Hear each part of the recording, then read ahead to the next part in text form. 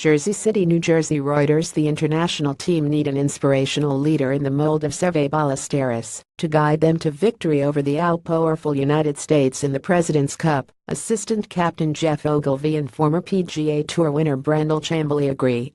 As the internationals lick their wounds after yet another drubbing by the U.S., it might seem unrealistic to expect the proverbial knight in shining armor to emerge as a savior for the collection of players from around the world.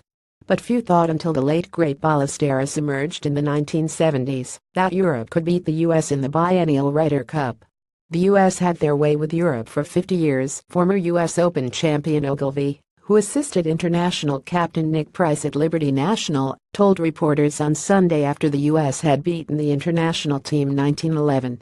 Seve comes along and says no, I'm not going to accept losing, and we're better, so we're going to win.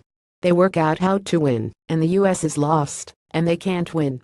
American Jack Nicklaus, the most successful player ever with 18 major titles, was the catalyst for the European Ryder Cup success, urging the Britain and Ireland team to expand to include continental Europe, primarily so Spaniard Ballesteros could play.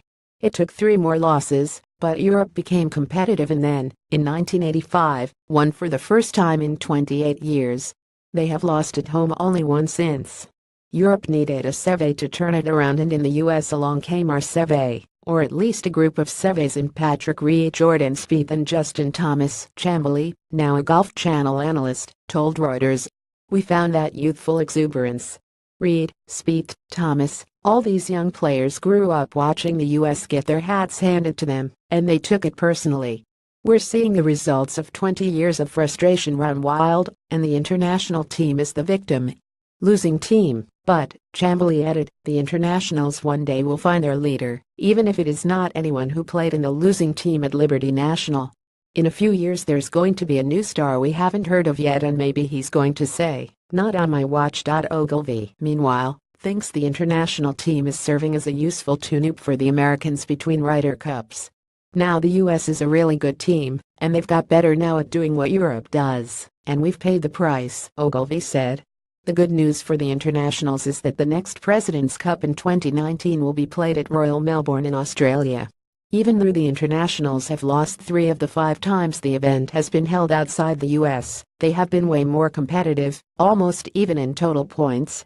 I've done the math, and playing at home is a 5-point advantage, Chamblee said, observing the Americans had won the Cup on average by more than 5 points at home.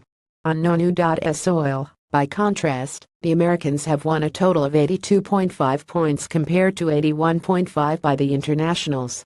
Reporting by Andrew Both, editing by Ed Osmond or Standards Thompson. Reuters Trust Principles.